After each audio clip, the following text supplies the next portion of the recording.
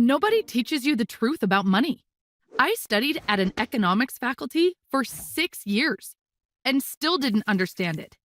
9 years ago, I started reading every serious finance and money book I could find and summarizing them on YouTube. What I found contradicted almost everything I was taught.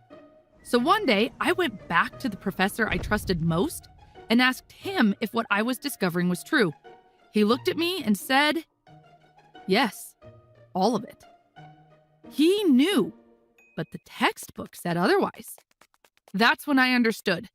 The confusion isn't an accident. This video is the entire map of money.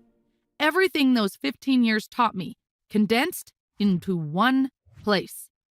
Let's start from zero. In 1903, an American doctor named William Furness travels to a tiny island called Yap, a small piece of land in the middle of the Pacific Ocean that most people have never heard of. And he is confused by what he sees. The people of Yap use enormous stone discs as money. Some of them are 4 tons of solid limestone, the weight of an elephant. You cannot carry them, you cannot move them. They just sit there, in the village, by the road, outside someone's house. And here's the thing, they never move. Ever.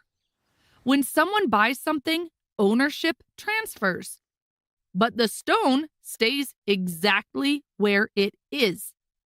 Everyone in the village simply agrees that stone now belongs to this family. But the story doesn't end there. Years ago, one family was transporting a particularly large stone by canoe. A storm came, and the stone sank to the bottom of the ocean. Nobody can take it out. Nobody can even see it. It still kept circulating as money. The entire island agreed that stone exists and it belongs to this family, so they can spend it. The stone was never the point. The agreement was.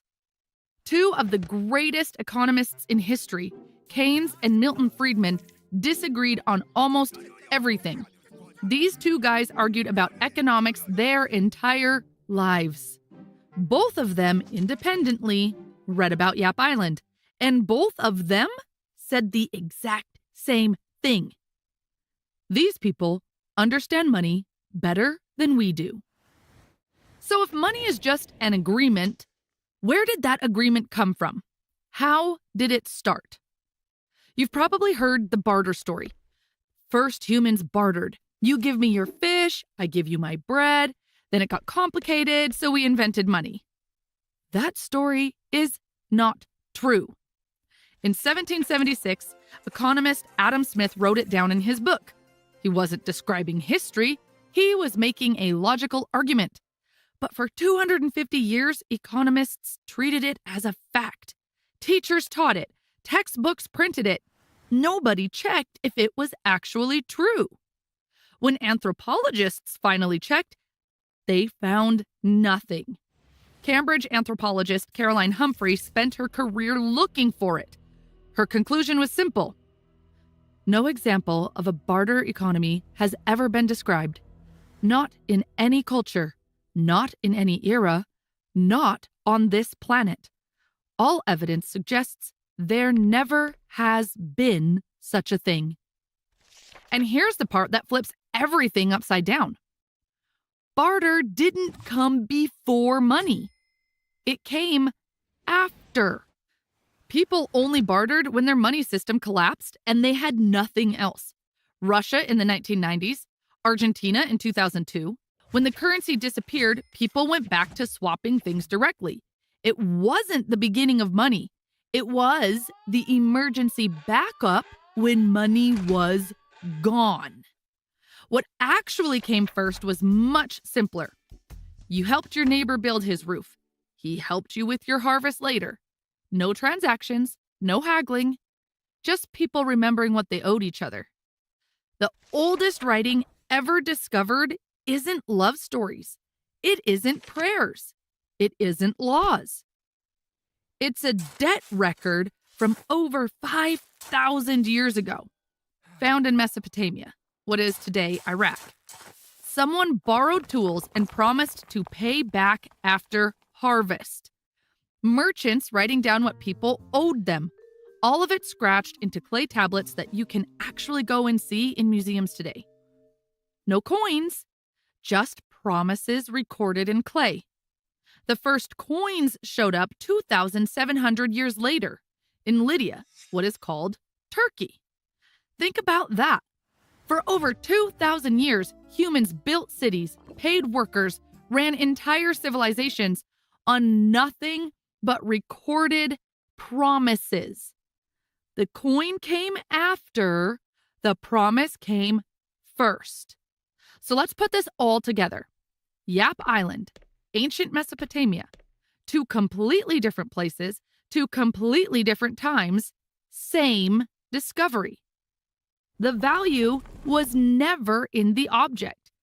It was always in the agreement about the object.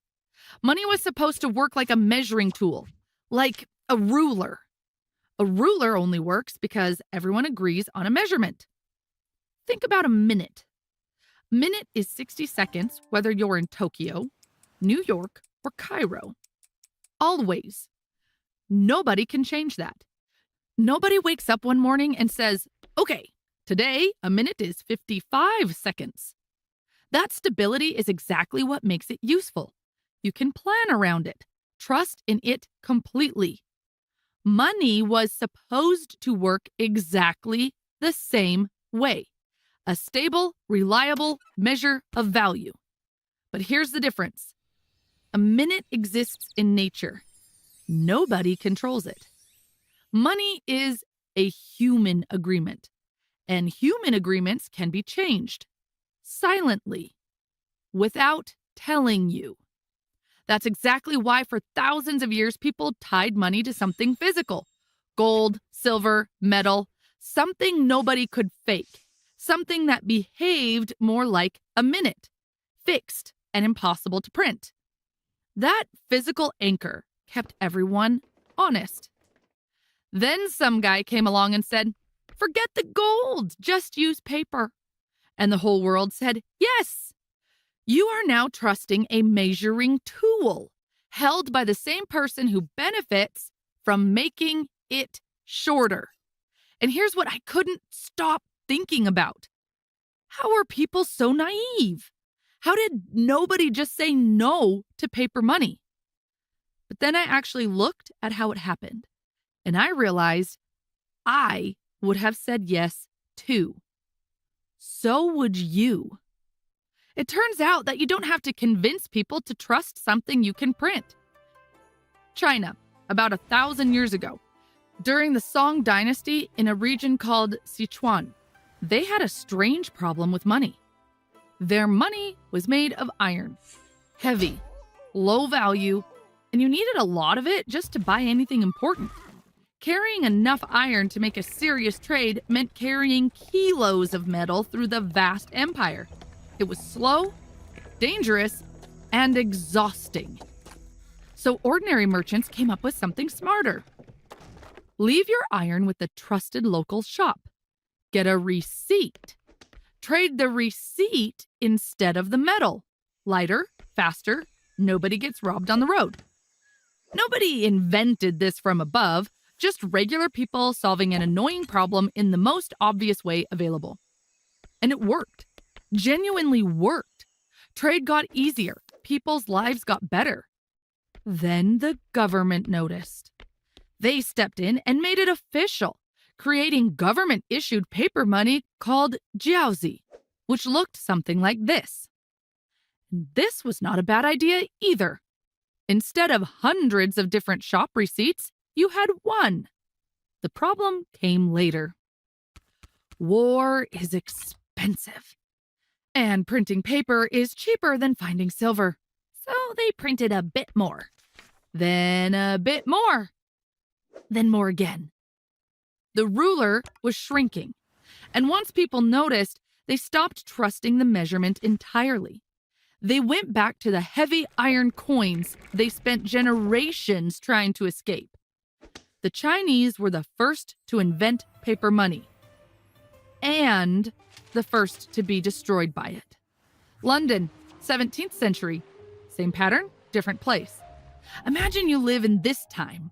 You have gold, but the streets are dangerous. Thieves are everywhere. Wars, fires. Keeping it at home means risking everything you own. So you leave it with the local goldsmith.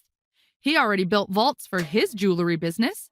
For a small fee, he agrees to store your gold too and hands you a receipt, a piece of paper saying exactly how much gold he is keeping safe for you. And here's the thing. Almost everyone in town used the same goldsmith. So when you bought something from your neighbor, he had gold stored there too. Instead of you walking across town to collect your gold, walking back to hand it to him, and him walking across town to deposit it again, you just handed him the receipt. He could walk in any time and collect the gold himself. Same result, 10 times easier. Why would anyone do it any other way? One night, the goldsmith is lying awake in his bed, and a thought creeps in. All that gold is just sitting there doing nothing. On any given day, maybe 10% of people actually come to collect it. The rest just trade the paper receipts. So what if I lend some of it out, charge interest? Nobody would ever know. So he starts lending it out. A merchant needs money to start a business. The goldsmith hands him a receipt and charges interest when he pays it back. But whose gold is he lending? Yours. And you get nothing from that earned interest. You don't even know your gold is out there making money for someone else. You think it's safely sitting in a vault. The goldsmith collects the interest. You carry the risk. He keeps the reward. It's like you park your car in a garage for safekeeping, and the owner secretly rents it out, making money from your car every day. Well, you think it's just sitting there, safe. Now, the lending itself was actually useful. Idle gold builds nothing. Put to work and it creates jobs, builds things that wouldn't exist otherwise. That part was a real discovery. But then the goldsmith gets greedy and prints more paper receipts. He has, let's say, 100 pieces of gold, but he prints 150 receipts. The extra 50 have nothing behind them. He just made them up. A real receipt and a fake one looked identical. There was no difference, so nobody could notice. Soon prices start rising. Nobody knows why. When everything was finally exposed, you might expect outrage, reform. Instead, they made it official. King William III was desperate for money to fund his wars. Nobody would lend to him, so he looked at what the goldsmiths had been doing and thought, I want that same power. In 1694, they founded the Bank of England. A group of merchants loaned the crown £1.2 million. In return, the king gave them an official license to issue paper money, backed not by gold in a vault, but by the king's promise to repay. The goldsmith created money from nothing and called it a receipt. The Bank of England created money from nothing and called it a banknote. Different name, same trick. The fraud didn't get shut down, it got a crown on top of it. The ruler was now in the hands of the people who benefited from shrinking it. And the rest of the countries didn't just watch. They copied it, almost every single one of them. That is why they call the Bank of England the mother of all central banks. Every central bank, every bank you have ever walked into, all running on the same system the goldsmith invented, lying awake in his bed. But the world wasn't ready to give up on honest money. 1944, the war was almost over, and before the smoke even cleared, the entire Western world sat down and agreed on one rule. Let us tie every currency to the dollar and tie the dollar to gold. Fixed $35 for 1 ounce. And for a while it worked. Europe rebuilt from rubble. People lived better than they ever had. But underneath it all, a quiet problem was growing. America was spending heavily on wars, on programs at home, and quietly, it started printing to cover the gap. The dollars were piling up. The gold wasn't. And other countries started asking one very simple question. If we all showed up at once, would the gold actually be there? The answer was no. Countries slowly started showing up. France was the first to demand their gold. The vault was emptying fast. The U.S. President Nixon didn't wait for it to run out. On a Sunday evening in August 1971, he went on television and announced that the dollar would no longer be convertible to gold. The last anchor was gone. Overnight, every currency in the world became just paper, backed by nothing but trust. Think about what that meant for anyone sitting at home watching that broadcast.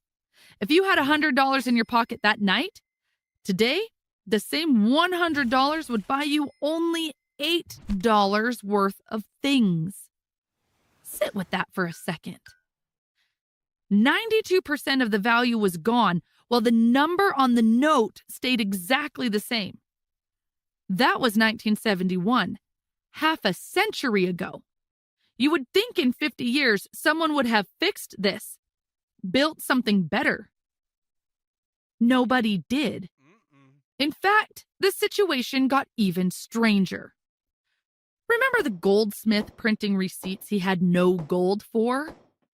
Private banks are still doing the exact same thing, just on a computer screen now. 97% of all money today is digital, and it is created by them, not the central bank, not the government. Most people think that banks are just the middlemen. They take deposits, keep 10% as reserve, and lend the rest out, and that is how they make money. This is also what I learned in my economics classes. That is not what happens, not even close. Imagine you walk into your local bank. You need $10,000. You sign a loan contract. At that exact moment, two things happen. The bank records your promise to repay as an asset on their books and types $10,000 into your account. In that exact moment, money is created. Your signature is what created that money. Now you can spend it, do whatever you want with it, as long as you pay back the $10,000 plus the interest. They didn't use their savings or use somebody else's deposits to give you that loan. They just typed numbers on a screen, but they still collect real interest on it. But wait, it gets even stranger than that. You borrowed $10,000, but with interest, let's say you owe $11,000 back. That extra $1,000, where does it come from? It was never created. It doesn't exist in the system. The only way you can get it is if someone else borrows it first. But that someone owes back more than they borrowed too. So another person has to borrow, and another, and another. The only way anyone can ever pay back their debt is if someone else is constantly taking on new debt. Forever. The system doesn't just prefer this, it requires it. So more and more money keeps getting created, but the amount of goods and services in the world doesn't grow at the same pace. So each dollar you own buys a little less than it did yesterday. And here's the part that took me a long time to accept. That is not an accident. Someone decided this. Every major central bank in the world targets 2% inflation per year. They call it price stability. 2% sounds harmless, but compound it over a lifetime and it cuts the value of your savings roughly in half every 35 years. The ruler is being shortened on purpose every single year. Now, here's the question. If someone decided this, who did they decide it for? Borrowers. Inflation is good for borrowers. You borrow a strong currency. You pay back with a weaker one. So the debt quietly shrinks. Now, think about who the biggest borrower on earth is. Governments. Every single one of them.